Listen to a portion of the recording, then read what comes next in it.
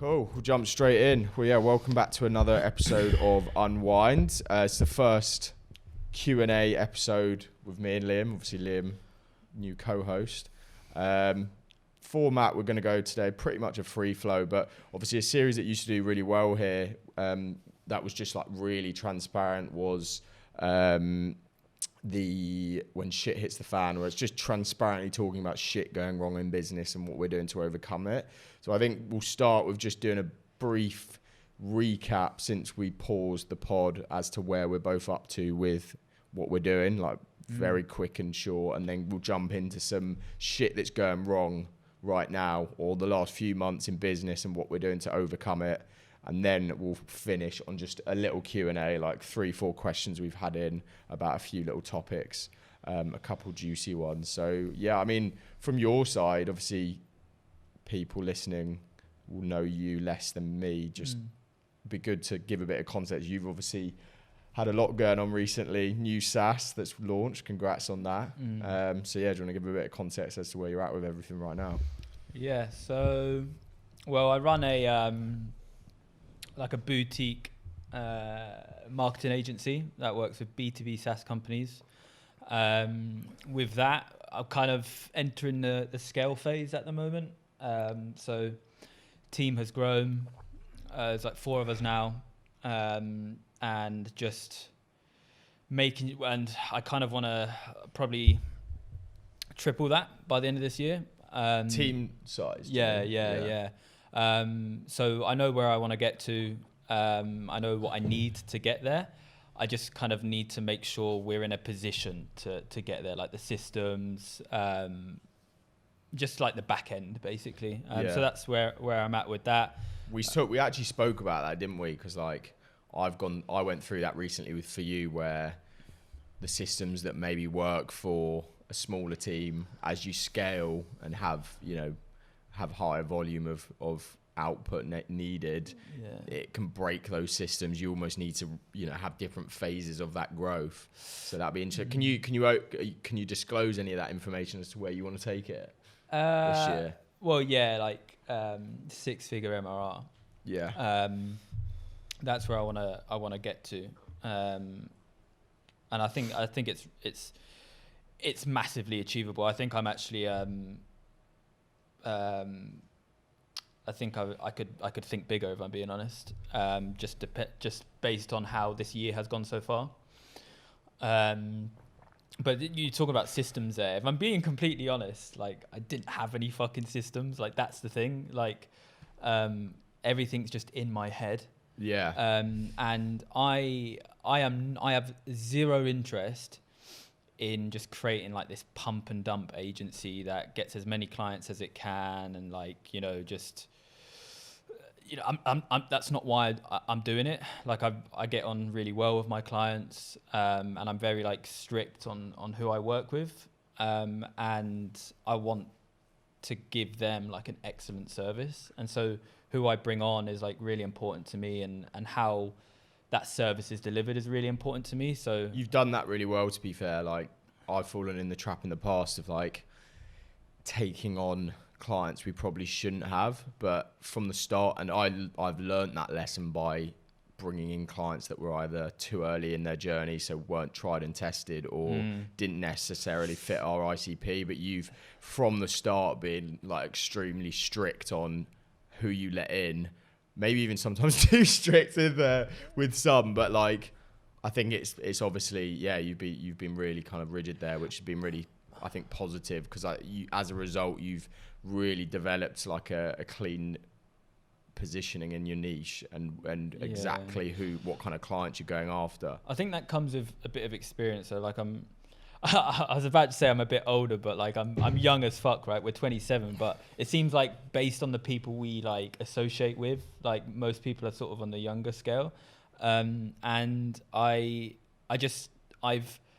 worked with shit managers, I've worked with shit people, and I just don't want that for my company, and I don't want that for my clients. And so I've had to go learn those lessons, and it's made me wise enough to build the company the way I'm building. But that's kind of the agency at the moment. Like things are going really well. Like I'm I'm just like in love with it at the moment.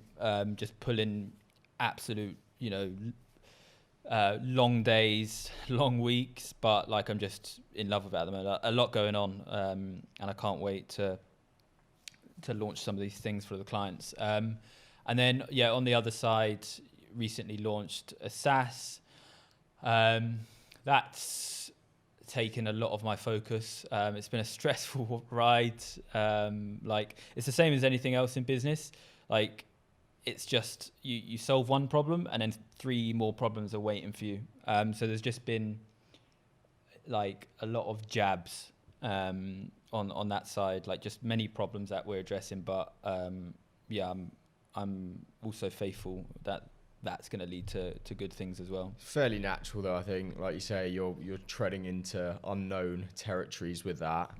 Obviously non-technical founder as well, which as we learned from the pod with Noah, it always comes with its challenges. But yeah, I think from what I've seen so far, I mean, a terrible friend, haven't properly,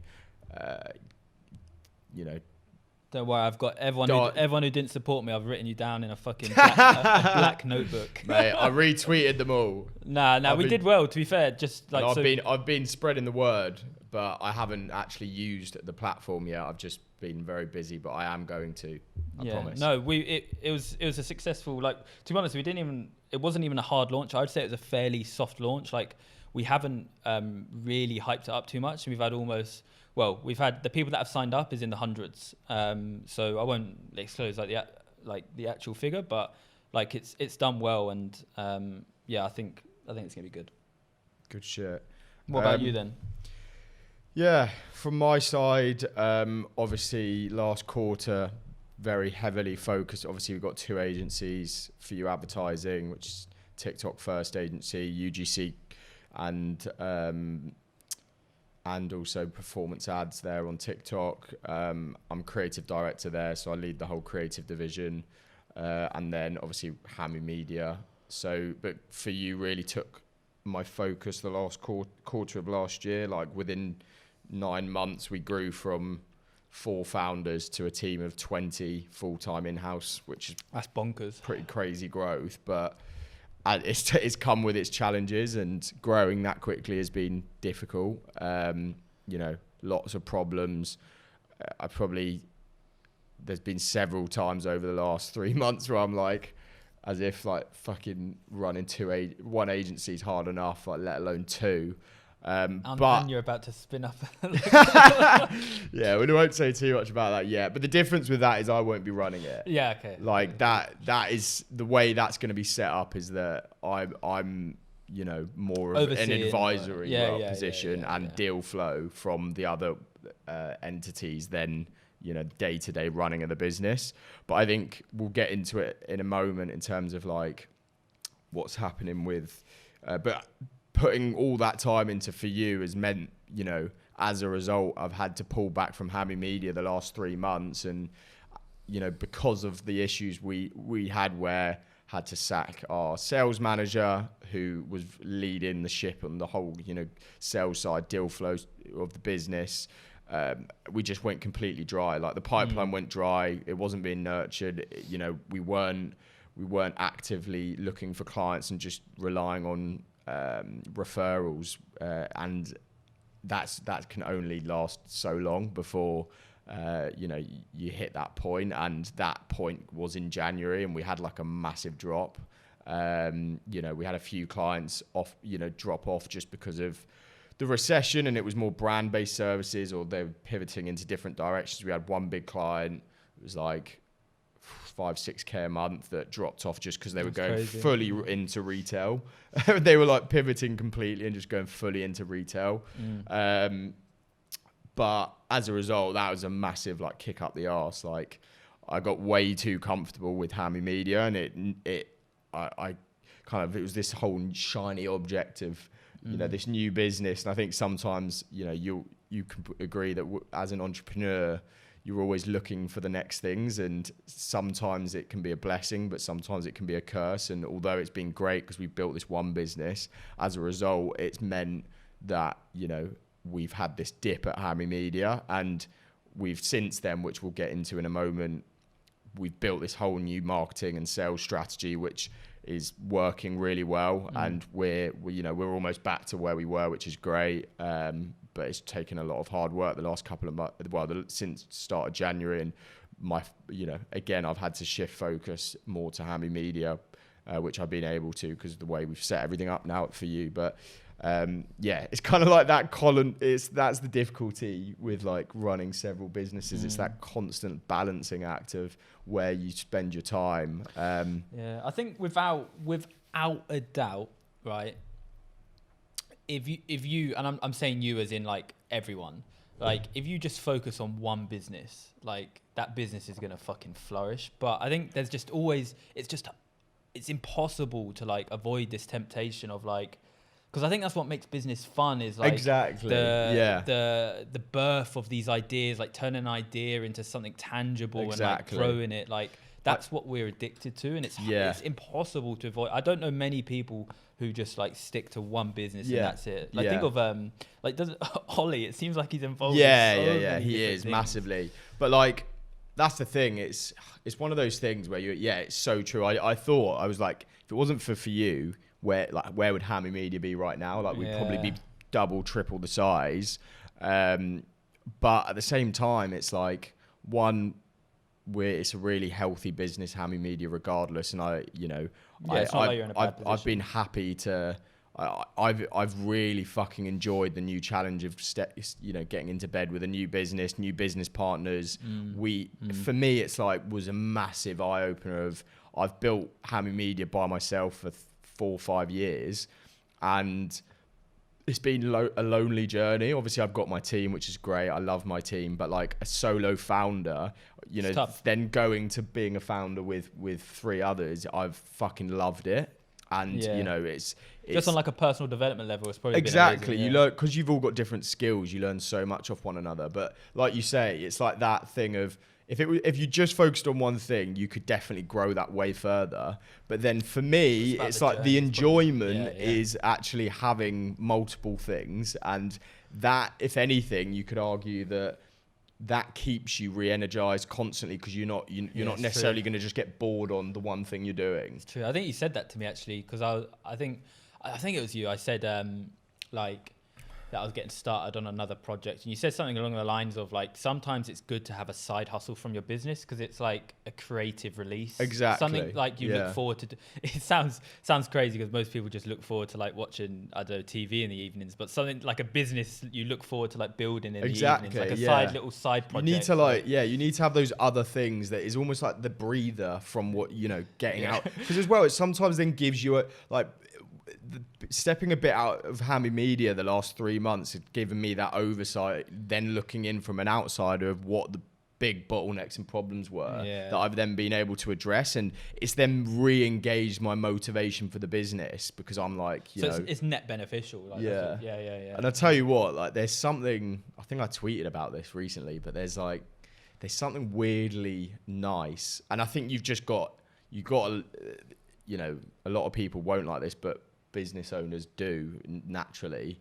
There's something like weirdly nice about having your back up against the wall in business, like in like a weird fucked up way. Like the idea of danger, in January was almost the amount of motivation and drive it gave me was like pretty mental, because you don't really have a choice but to go up or you fucking die. I think it also, I think you need that because otherwise you just become complacent and like it just gets boring. I think there's definitely like entrepreneurship is like some kind of mental illness or something, because like there is why do we enjoy putting ourselves in these difficult but I completely agree. Like when I started DigiSeed,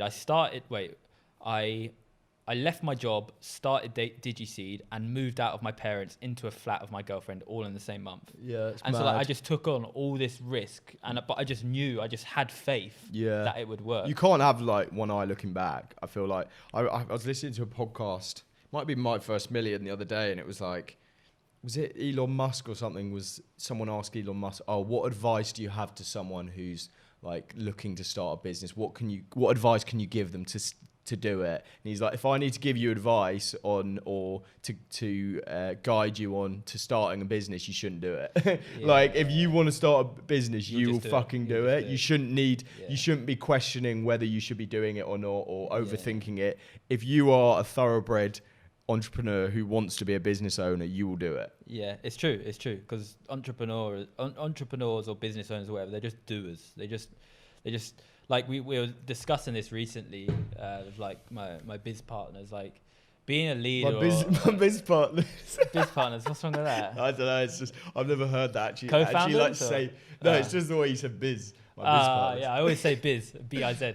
But like this is literally the game. Like sometimes you have no clue where you're going. There's just these problems being thrown at you left, right, and center. But like literally the game is just you just keep going. You walk into those problems and you just fucking figure it out. Like exactly. If you're gonna wait until you have all the answers, you're gonna be waiting for a lifetime. Like you just that's literally the secret sauce of it. That's literally the secret is that you'll never know the answers. You just kind of figure them out as you go along. Yeah. So what you've been fucking killing it, like honestly. And I actually tweeted about you indirectly recently. I was like, oh, really? You see your friends. I didn't see that. I think it was like when you see your friends succeeding, like it fucking drives you. Fucking tag me next time, bitch.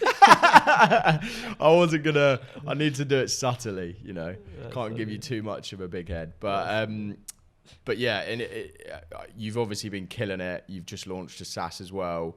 But what would you say in the last couple of months are some of like the biggest problems you've had in business, and how have you overcome them? And then we'll just do a bit of a back and forth on each of ours. Wow, yeah. So I'm going to be a bit of a party pooper and say there hasn't been like massive issues, because I think I really try to see, when I'm presented with problems, I really try to like flip the switch and like try to not make them a big deal, because otherwise you just become an anxious mess and you start flapping. But I'd say, an obstacle I've had to overcome recently is, so we had a really big Jan, as in like I hit my Q1 target in Jan. That's mad. As in like your MRR target for Q1. Yeah. Well, MMR, like new client, everything. Which is a good problem to have. I call these like champagne problems, right? They're not something you should really moan about. But I kind of hit my limit as, an individual. You've been running lean as fuck up until now. I run a pretty lean operation, but I think because of like the service fee and because of what I offer and stuff like that. But yeah, I was presented with this challenge where it's like, fuck, like I need people now. Like I need people tomorrow. Yesterday. And do you know what? Like how I overcome that is, and it all happened very quickly. Like if you've hired people before, you probably know that hiring the right person can take months. Like it really can. And so you should always hire before you need to hire, just because of that. And then you've got on board and all that kind of stuff. But I'm part of this like network community. And one of the guys there runs like he runs, I guess, like some kind of recruitment agency. And so I found someone through him, like absolute gem.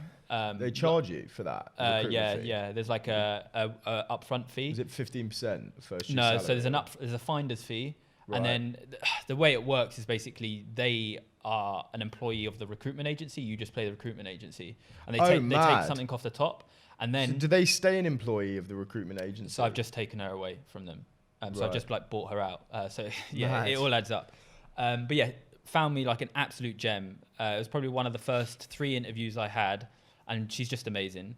And then the other person, I put out a job advert, and I probably gave a week after that job advert, I'd given him an offer that he'd accepted. And again, yeah, I remember that. And again, he's an absolute like killer. Yeah, like out of 300, 400 applications, just stood out. Like, and so I guess that's how I overcome it. I'm still, trying to overcome it. Just because you hire people, you can't just say, right, there's your work, get to it. You've got to train them up. And like I said at the start, it's a process. You've got to almost allow like 3 months for that process. Yeah, well, from hiring 90 day onboarding plan would be ideal. But I think if you're like scaling, it's just impossible to have to basically just let people sit around for too long. But yeah, I ease them into it, and we're still going through the process now of like ramping them up.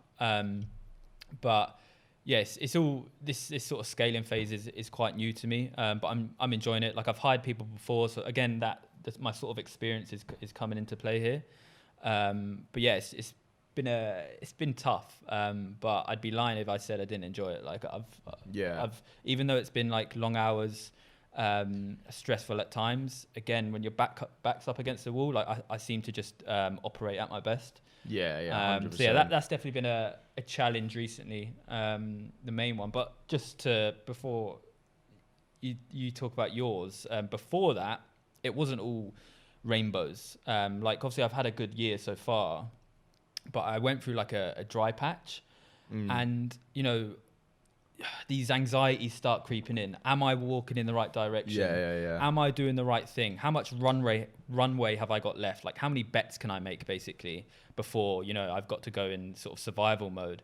And I was just having this dry patch, especially over Christmas when everyone's like, oh, next year. And, you know, with the economic situation, like everyone just became, you know, basically closed their purses. And so I had a dry patch for like a few months. And, you know, if I just sort of sacked it and went, fuck it, like we've got to do something else to get cash, like I wouldn't be where I am now. It's just because I stuck at it. I think that is such an important point, and that's what I see a lot of people make the mistake of when they get into business. And there's one person I'm thinking about in particular with this, that it's like something doesn't work, then they'll jump to the next thing. And they're like chasing the cash. And then it almost becomes a play of desperation and it's the same with like signing clients. You know, if it becomes a thing where you're chasing just the money rather than say like, you know, what it is you really need to be doing in the LTV, then you fall into the trap of, you know, just finding any client, finding anyone that isn't necessarily right for you and the brand, taking on lower fees, you know, going too close, you know, minimizing your net profit margins, and then as a result, you know, you're already at your kind of max capacity with no margins, and then there's no room to scale. Yeah, short-term mindset leads to short-term prizes, mate. Like even though I was in that period, I still like I heavily disqualify companies, because if I think like, first of all, I want to be able to get you results just because of like my pride. Like I want to be delivering a good service. But also there are just some companies that like, especially in SaaS, there are some companies that could be doing like, I don't know, 500 or $1 million in revenue annual. And they have like dozens and dozens of employees. Some have like 100 employees. And I'm like you need to reach profitability first before like you talk to me. Well, it's like that massive. But yeah, like taking on the wrong client can just fuck you for months. Like it really can. I think it's unfair on both parties, right?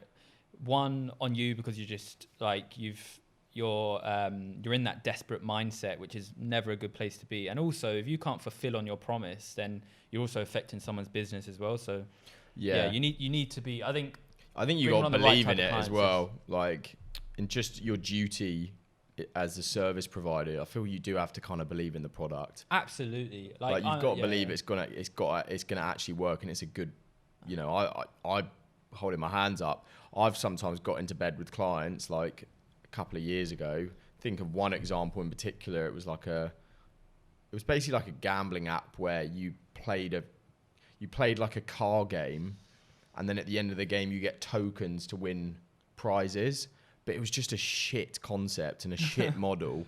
And we still got into bed with this client knowing that, you know, it's not going to work. And the problem with that is, and that's why we won't ever work with startups now that haven't got proof of concept, because you'll get blamed for it not working, even though the product is a piece of wank. Yeah. Absolutely. Yeah, never work with, the way I view it is the people you should work with are already on a good trajectory. They're already going to hit those big numbers. You're just going to get them there faster. You don't want to work with companies who are basically a sinking ship. It's really hard to turn that around. And you then have to put way more time time into that. Like it takes, you know, in terms of efficiency, you put way more time into those because you're trying to make it work. Oh yeah, some of them you're require like busting your full balls. time, especially if they haven't found like traction. Yeah. Like to find traction is a full-time job. Like it's balls to the wall. It's not what an agency should be doing. Yeah. I mean, from my side, I feel like, had way more problems than you recently. Well, let's talk through them. I mean, mainly the one I just mentioned, to be honest, like the pipeline running dry at Hammy Media, and like, it's just sales 101, like never let your fucking pipeline run dry. I feel like that is number 2 to like, just cash is king, like always have cash in the bank. And you know, that was a blessing in this case because we have good runway as a business. So even though we came into Jan, you know, I don't want to use the recession as a scapegoat, but that's what a lot, you know, the clients that dropped off all in one go said. And we had, you know, as a result, the pipeline was just completely dry just because I'd taken my finger off the pulse with For You. And as one business was soaring, the other one was slowly declining.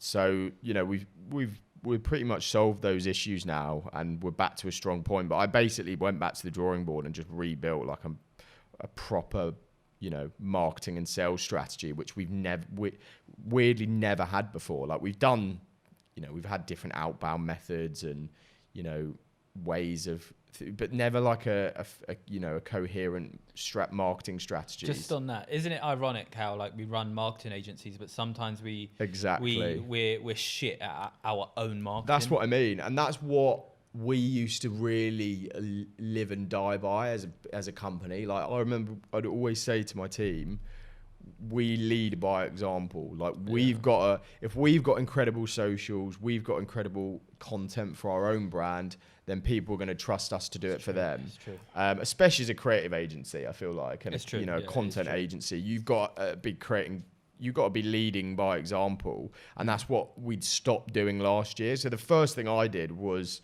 build out a new 3-dimensional multi-platform content strategy. That was a big word. Yeah.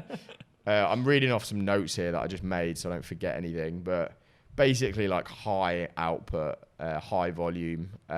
We used to do really well on TikTok, got loads of leads there. Like we built up a really good brand on TikTok, good following, amazing engagement, like went viral loads on the platform and then just stopped doing it stupidly. But yeah, we rebuilt our TikTok strategy. 60% viral content is what we were. So like with brands, this is like a model that works really well for brands. Like with a brand on TikTok, if you want your TikTok funnel, if you want to create like a TikTok funnel for your brand, you want to firstly just be pumping viral content. Like 60-70% of your content should just be viral content as a way, you know, including your product, but not promotional in any way. But by viral, you mean trend-based, like short. has the high potential of becoming viral. Exactly. But yeah, more like trend-based content, short content that doesn't necessarily, you know, talk about the product, isn't necessarily educational, because again, that limits viral potential when it's like more, you know, slightly longer form. And the point of that is, you know, you're building awareness, bringing people in there, seeing what's going to stick, and then you double down on what sticks in terms of that viral content. Then you normally have like 30% relationship building / educational content. So relationship building could be like comment reply videos on the platform, where you're speaking directly to that community that you brought in through that top of funnel, which is the viral stuff. Then that's more the middle of funnel, that relationship building content. Yeah. And then once you've kind of, because what you find is normally if you build that viral based content out, then when people come to your page, they're just going to start binging through your whole page. They're going to be looking at that educational and relationship building content amongst the viral content as well, and then around 10% should be promo. So we've kind of taken that approach, and we're doing like 7 to 14 videos on TikTok and Reels and Instagram Reels per week. That's a lot. I've like upped my Twitter output again, so like I noticed that, doing probably like four threads a week and then two tweets a day, something like that. Just on that, what's like How long does that take you, the Twitter stuff? Because when It's long. I joined like a Twitter, I got like a Twitter coach. Yeah, And yeah, man, saw that. I swear, I must have been putting in 2-3 hours a day. Oh, really? Like it just took me forever. I think just like the ideas just coming up with like things, like it just took, like I'd easily spend, I don't know how long you spend, but on a thread, 3 hours maybe. Really? Just like coming up with the idea, like making sure it's good. I don't know if I'm just being too fussy or. Yeah, it's been okay so far. I normally would do it on a weekend. Like I'll just block out a Saturday or Sunday morning because I can't do it in the week. Yeah. Like I have to do it like outside. I really struggle to sit down and just spend X amount of hours doing it. But I would say like no longer than 4 hours a week. Really? Probably right now, Wow. which is like 3 threads a week. But I was also creating auto DM documents, and they take hours to write out. So that's why I was taking. Like, I know you were doing a lot of resources, and to be honest, like, I still haven't fully optimized it. Like it's working, but it's like a momentum game. A lot of it is working. We're doing like this one series. You know, if I was to take over content strategy and brand for X brand, here's exactly what I'll do, and a few of those have done really well. Oh, nice. But to be honest, like the thing, obviously that is like both of those are longer term plays, like us doing that. You're not going to see leads flying in overnight from that. You know, although a lot of that content's doing well, that is a longer term play, and you've got to be consistent. It's like that personal brand equity, isn't it? It like exactly. It will always be there. People can always come across it. Yeah, exactly. But the thing that has literally been a game changer for us, because we tried email marketing, we've tried, you know, loads of different types of outbound marketing, and the thing that's working for us is our ad. So we did like a Hammer Media ad, like a higher production ad, just showing off the content and what we can do, and just created you know, I thought it was a pretty good ad, and that has just been bringing in so many leads. Like, you know, I'm getting at least one to two discovery calls a day from that, like qualified discovery calls, nice. Like good calls. We've already signed about 8 to 10k of monthly recurring revenue just from that within, and we started running the ads 3 weeks ago. Issue we're finding now is like already they're starting to fatigue, so we're having to iterate them already in a short space of time. We're only spending like 30 to 40 pound a day on them as well. So how do you, because your ad is high production, right? Yeah. How do you iterate an ad that is high production? Do you just like, have you recorded different hooks, or like, is it? Yeah, so the way we split it up, like, so we've got like a creative feedback system, and we're using that for ourselves as well. So you split it into like hook, body, CTA. Yeah. In its simplest form. You can go deeper into it. Like if for a lot of clients with like UGC, you'd go deeper into like, you know, the before state, the pain point section, then the after state, etc. But for us, like to simplify the process, it's like hook, body, CTA. So like for hook, you're looking at, you know, thumb stop ratio. So we use Motion app, which have you heard of that SaaS tool? Motion app, it's called. It's like a creative data analysis tool, but it's sick. You should speak to them because they're really great. They're a really good business, but they're fairly new. And yeah, so you look at thumb stop ratio for hooks. So, you know, obviously how, when someone's scrolling, how long do they hold on that before they then continue scrolling? So obviously you want to be looking out. We're testing like a variety of different opening hooks with it. Like we did like the toilet hook. So we literally put the camera in the toilet, which we're like so annoying. Like the hook I loved is the, you know, that I thought was going to be the best. It just shows was not. The simple hook of me just running to the camera was our best performing hook. That's why you need to have multiple variations, right? Exactly. And you can't make it subjective, like as much as you want it to. But on that, like motion, you know, we're finding across all our clients, like motion and movement in hooks is working really well. So jumping into frame, running into frame, like that seems to be like the other hook, the toilet hook, where the camera's in the toilet and I'm like throwing money down at it. There's still elements of motion, but I'm static pretty much. The camera's static. So that was interesting. So then we'll just test that. We'll test hold rate. So how, you know, how the rate of how people kind of, whether they get through to the end of the video, the CTA.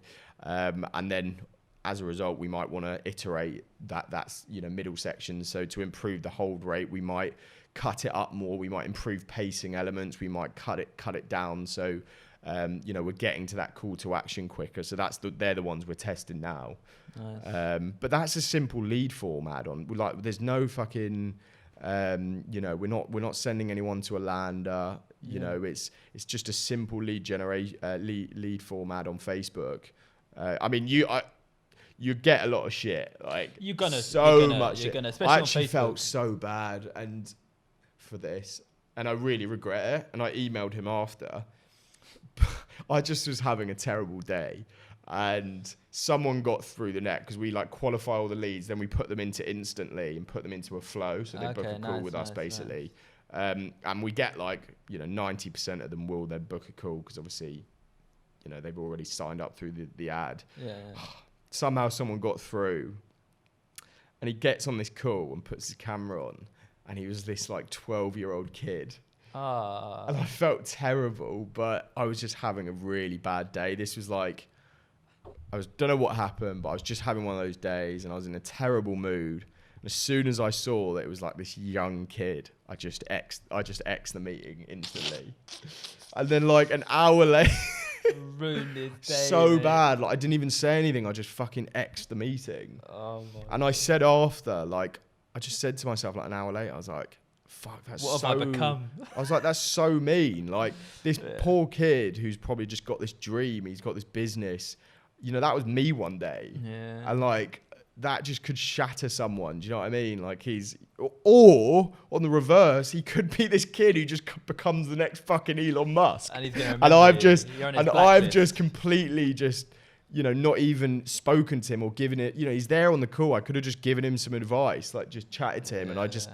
Obviously, when I realised that, I emailed him and just felt awful for that. I would have just said, sorry, mate, my internet went off. But that is so raw of me. But I was just I don't have time for this today. But yeah, that's the big one. I think another thing was just team synergy. Because I was away from Hammy Media, which is an in-house agency. The teams, we just lost that morale, that team synergy, that, motivation, collaboration element, which is so important in a creative agency. So, we did a few things. We gave people more ownership of certain things, which I think is important. Trusting people, giving them more ownership. We actually introduced some collaborative meetings on a weekly basis, which I'd really recommend for you. And, we do this weekly ideation sync where we come together as a team every Tuesday. Every person is tasked with researching one type of resource before that meeting and coming with notes. So one person will be tasked with, pulling insights from the Stack Marketer on a weekly basis. One person will be tasked with, and obviously it depends on what your business does. But for us, obviously, we want to be finding trends and things like that and creative ideas to be testing, new concepts. Another person will be tasked with looking at the TikTok creative library. Another person will be tasked with looking at TikTok trends on organic. And then, they have to come to that meeting with those findings on a weekly basis. They share that information. And then we do, at the end of the session, we just do a bit of a brainstorm, general ideation session that then our in-house creator puts into an ideation pipeline, almost like a sales pipeline, of just broad ideas that then can be split out to different clients off the back of that. But it's a great session because it's collaborative. It's not just on our clients, but it's also overall the overall company and company for the company. It's a great way of just coming together and collaborating as a team. No, I like that. I like how, because I thought it was just to improve, team synergy, but I like how you're actually bringing that back to your clients. That's cool. Yeah. Because I think it can't, a good agency, right? You always want to be going above and beyond, bringing new ideas to the table, helping your clients innovate. You don't want to just be doing the bare minimum. So it's good you do that. I would also recommend for you, because we started doing this again and we didn't do this. So we've got culture pillars of what we stand for as a business, but we had them, but we just never really spoke about them. So every Friday now we have a morning huddle on a Monday, company huddle, and then every other day of the week, there's just individual pod huddles. So the social team will have a huddle, and then the production team will have a huddle on those days after. And then every Friday we come back together, and we basically do like I run through the culture pillars on a weekly basis again, just, you know, what we stand for, going above and beyond, extreme ownership. You know, you just go through them again and make sure that everyone is fully aligned on what the culture pillars are of the business. Do you just say the same thing every week, or do you give like examples, or like? Yeah, give exampple if people have shown elements of that. You bring that to light, bring that to the surface, you know, to exemplify it. And just remind people, so it's always front of mind, you know, and always what we expect of everyone in the business. And we also do this share and tell, where someone's got to lead a training session every Friday after that company huddle on a certain topic to do with their role that could help other people. Nice. So like Chris did one on how we can all use chat GPT, which is obviously a bit of a fucking buzzword right now. How we can be using that as a company. You know, someone else might do one on different a new creative concept we could be trying as a and it just gives it's a good way again of bringing people together and ways that we can be upskilling each other. No, I like that. Yeah, I've done similar things, like we call it lunch and learn, where we get like we get an Uber Eats in, and just somebody like teaches a concept or something. Love like that. And it's also he loves his Uber Eats. I do, mate, because of like the long days recently. Mate, you're not on the lines prep anymore? No, I gave up the food prep. Liam put me on to lines prep, like food prepping. And to be fair, you were doing 3 meals a day, which is heavy, 5 days a week. I couldn't do that. I think I do 3 days a week, 2 meals a day. I was doing 3 meals plus a snack, but it just became this like same-ish. And like, for what you're paying like a few £100 a month. I don't know how, a week, or I don't know. For me, it's £50 a week, and that's only for 3 days, 2 meals a day. Yeah, I was spending like 150 a week maybe, and I was thinking like, so I'm spending what £500 a month on this, and it doesn't feel like the quality of food is £500 worth. Yeah. So I gave it up, but yeah, like basically chicken and rice, isn't it? Most days. Well, just jazzed up in different ways. With some dead broccoli. I like it, to be fair. I'm not bored of it. Yeah, I still do it. I've been going to a co-working space recently in Putney, one opened in Putney, like brand new. And because I just feel like at home, I just haven't been able to get like in the zone. Yeah. And so I've been going to a co-working spot. And obviously, you know, I'm not going to bring a packed lunch. So I've just been going to Putney and eating like Kokoro and stuff like that every day. Got some good spots in Putney as well. Yeah, but yeah, my diet's been all over the place recently, man, just because of like the long hours. Yeah. Like, I don't want to get home at like 9 p.m. and then cook dinner. I'm quite strict on like not eating after 8 p.m. You've been absolutely hammering the CrossFit though, which probably means that you need more fuel anyway, so I wouldn't worry too much. CrossFit wanker, yeah. He's loving it. Some of the memes you've been sharing as well, like goes to CrossFit once and then Tam. Man. Yeah, it's good. But again, it's similar to like because business is just so intense, you need these releases in some like form. So yeah, I've enjoyed that. What other problems have you had? Have you got any? To be honest, it's more just like becoming recession proof as an agency, like a creative branding focused agency.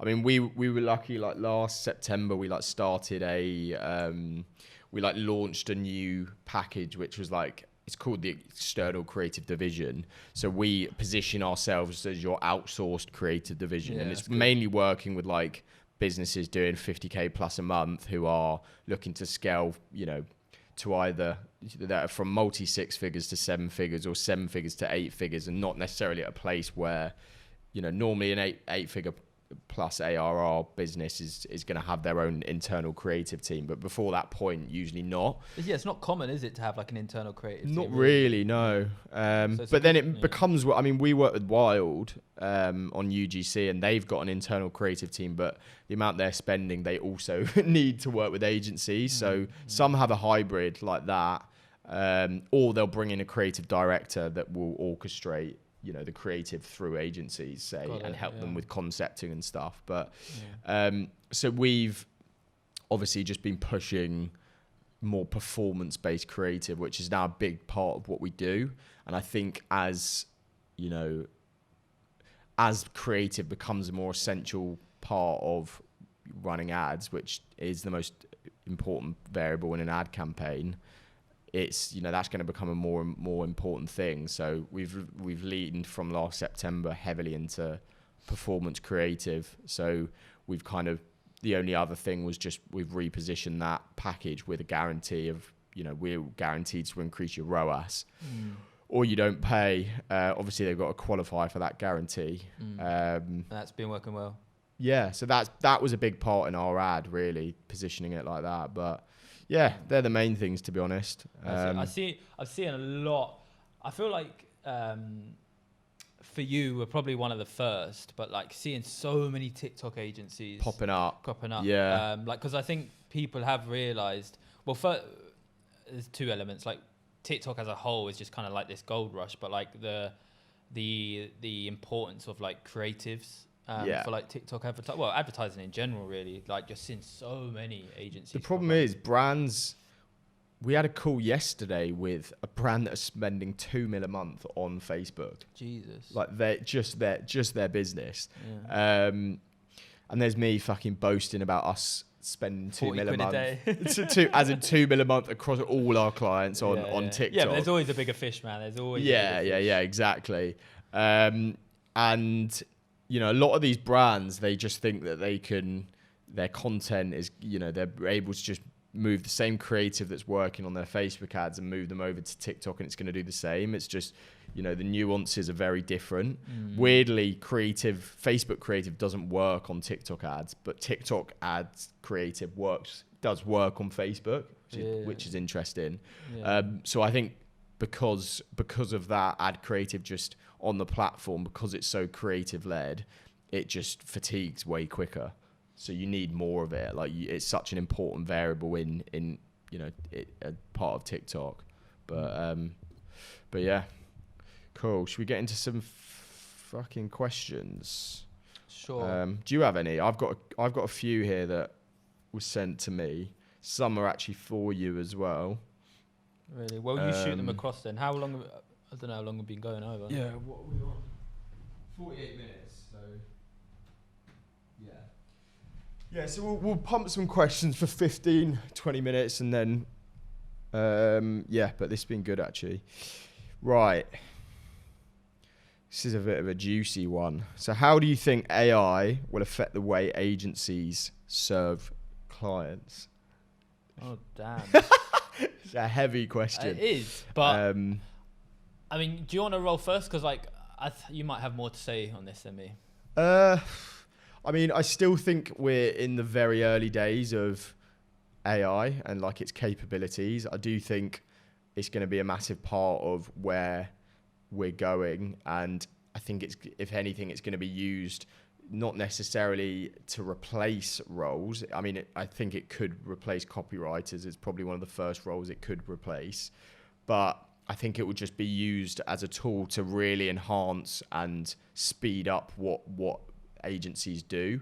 I mean, for instance, right now we use you know, different AI tools to speed up copywriting and things like this, but I still don't think, especially for social platforms and the correct tone of voices for the way we're writing for brands, it's still not in a place where it can take that over and do it completely for us. But for us right now, it's like almost like a trigger in a way that it's almost like a foundation to then build on. So if we like want to write about a certain topic, do some research. It will do some initial research for you, write it, but then we'll normally have to rewrite a lot of it, but it will still save us a heap of time.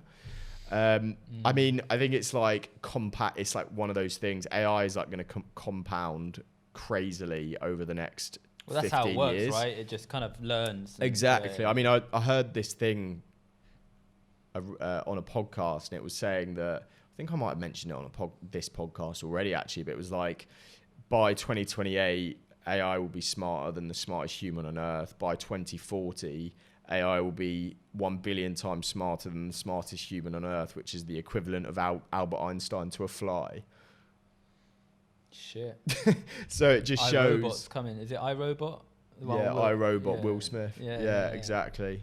Oh, Which is pretty fucked. Saying as well, like, I mean, it's all, you know, no one really knows, do they? I guess it's like how it gets used, but that's another topic, you know, how it can be countries weaponized. can be weaponize Yeah. AI. Everything stuff, gets weaponized as well, so it is inevitable. Yeah, I mean, do you use it at all? No, so yeah, that's why I said you go first, because like I haven't really I signed up for ChatGPT before, like when it was free, and I like searched a few things, but I haven't really used it because I think it's the shiny tool at the moment, and I think it's a justifiable shiny tool. Like it's really powerful, but I try to stay away from shiny tools. Yeah. Just because it can like focus, I think, is your biggest weapon in business. And so I haven't experimented with it too much, but I can definitely see how it can help with what you said. I mean, on the copywriting side, I strongly encourage everyone to use it for copywriting, specifically the competitors of my clients, because we'll just outperform you. 'Cause I don't think AI is there yet. No, it's nowhere near I don't there think yet. you can replicate good copywriters. But yeah, definitely on the research piece, like, I don't know, you could say, what do e-commerce founders struggle with? I'd like to see what it'd come back with that, and it might come back with some like some good information. But say if I gave it that prompt, would it come back with sources? Like, how am I supposed to trust it? Is it at a level yet where...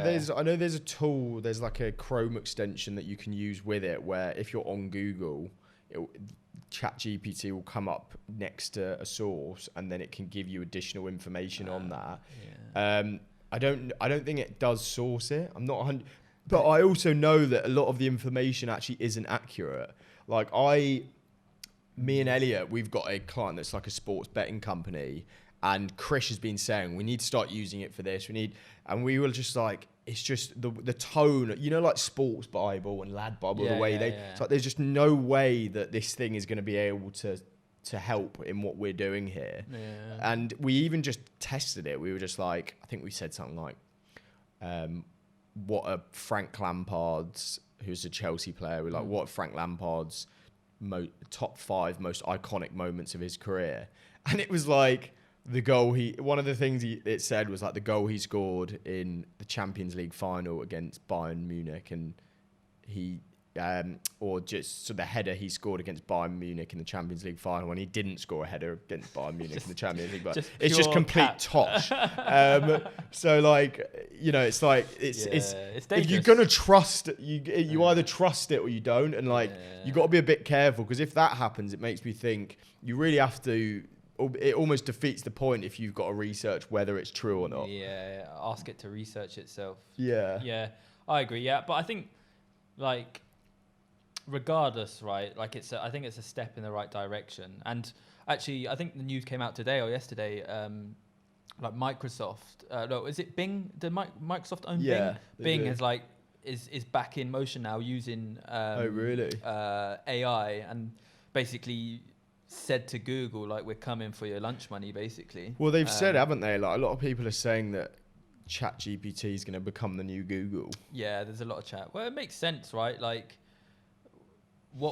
most of what pulling a lot of its information most from of what Google. We put in Google are like questions, right? Like, I'm one of those Google searchers where I'll have like, it's like you want to know a song and you just kind of put words of the lyrics. Like, I'm one of those Google searches. I'll just put like related words because I don't actually know what I'm searching for, because then I'd have the answer. So I think ChatGPT is definitely good for that, because it provides like, it just gives you all the context straight away. Yeah, one thing we used it for recently, which was actually great, and it worked well for us. So we like to, just make our content work harder internally. Like, if I spend a load of time creating a video, an educational video for Hammy Media that I put on TikTok, like, why can I not transcribe that and make that into a thread as well? Yeah. So like, I basically said, I put the link of the TikTok on ChatGPT and I said, transcribe this video for me. Transcribe the video. Really? And then I literally took that, formatted it for Twitter, and scheduled it as It'd a be thread. good if it could format as well. So I actually saw an interesting use case recently of this guy. He runs like an agency that helps agencies, and he posts content on Twitter, and he has like call to actions on his threads. But for each call to action, he has like UTM parameters, so he can track who's booking calls. So he can, at the end of the month, That's he can cool. say, we got 20 months from Twitter, 30 calls from LinkedIn, 10 from cold outbound. And the way they generate those links is through a prompt on Slack that's integrated with ChatGPT. Oh, mad. So they'll put an input and they'll be like Twitter post organic, and it will come back, return with like a Calendly link or something they can use, and they just paste that into their thread. Yeah, like super like. Yeah, it's integrated with Zapier now, isn't it? Yeah, it's really, really niche. But I think, I'm already seeing a lot of brands popping up as well that like involve AI. I know. Have you seen like how the art ones where it's like you can literally tell it to create. You like can like send of yourself, avatars of yourself in different settings. Like you could say like you could upload a picture of yourself and say put me on the moon with McDonald's or something like that, and it would do that.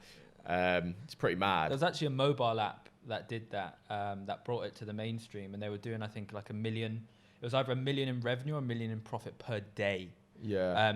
Because I don't know if you follow these guys. There's this guy called Levels.io.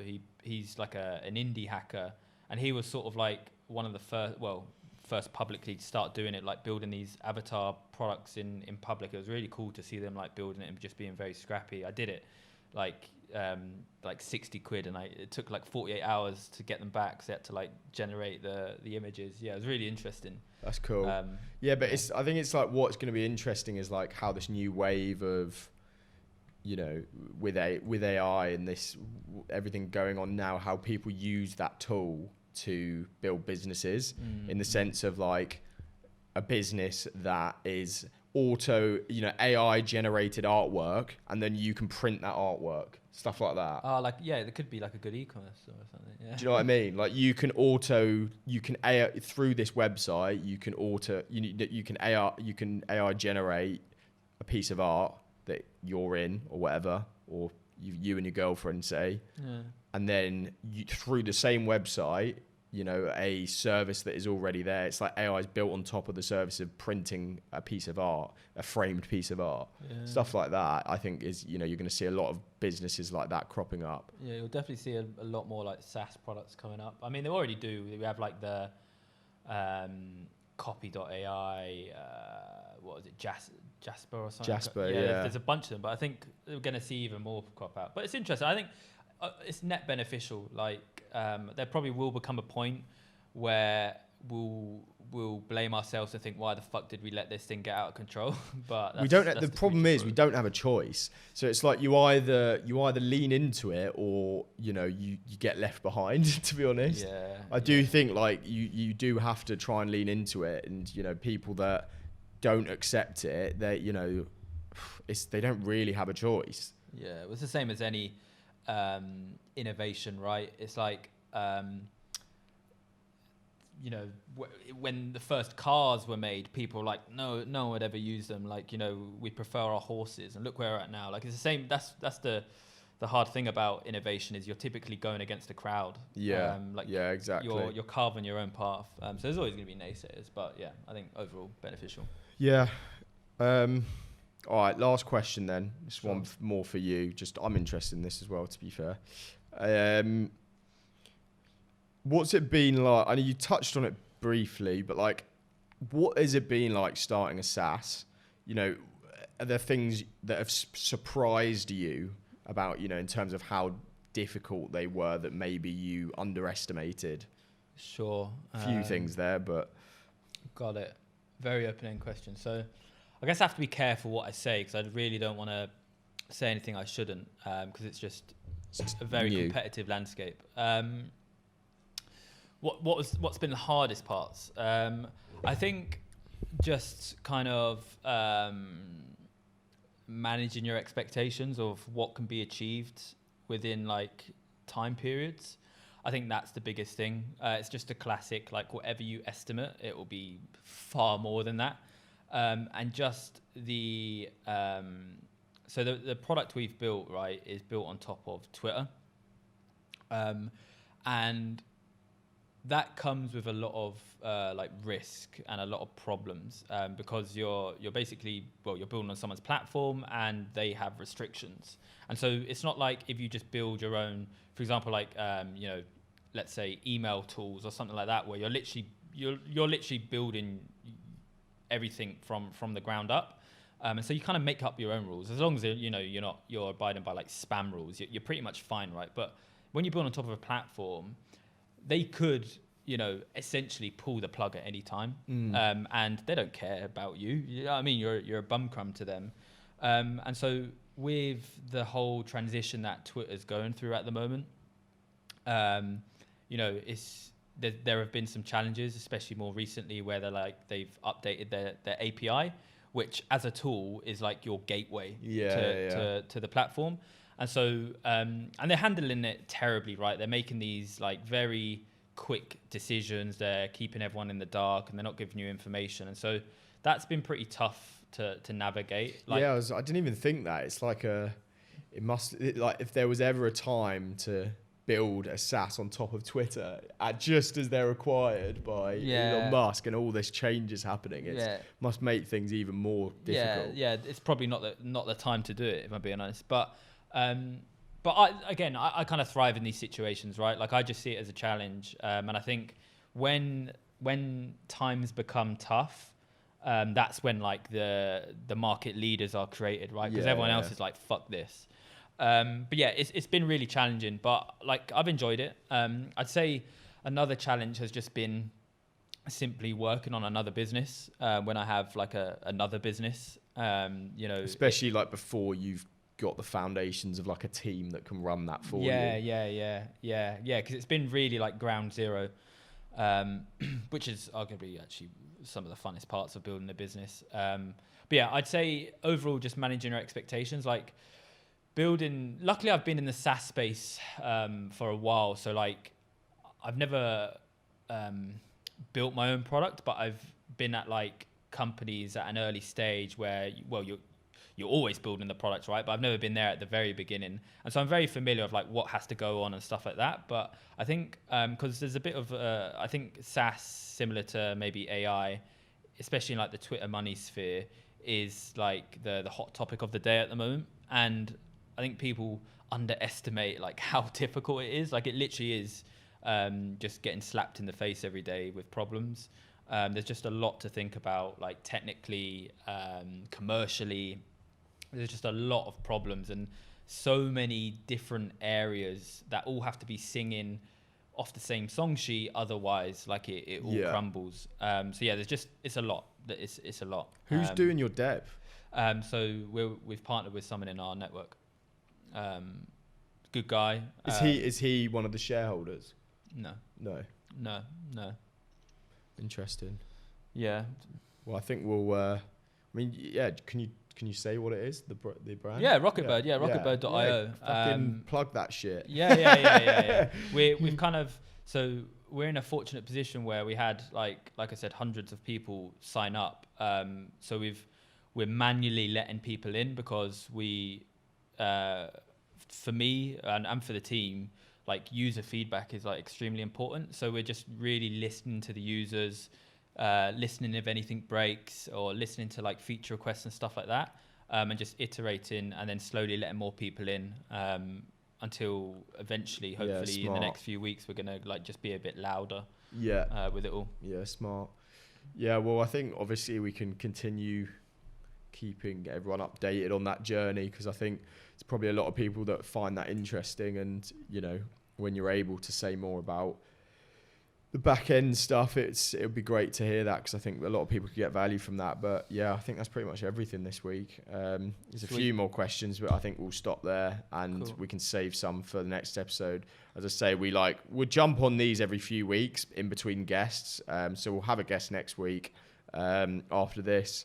But yeah, obviously if you found this useful, please subscribe. You can obviously find us on YouTube or Spotify, and we'll see you on the next one. Peace.